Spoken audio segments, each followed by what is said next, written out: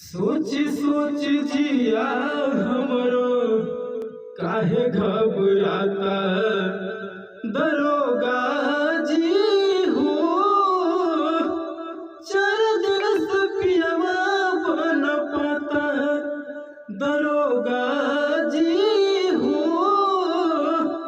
चार दिन से पियवा बन पाता लिखिला रिपोर्ट रहुआ सोचिले विचारिले अपना बलमुआ के कतही बिसारिले।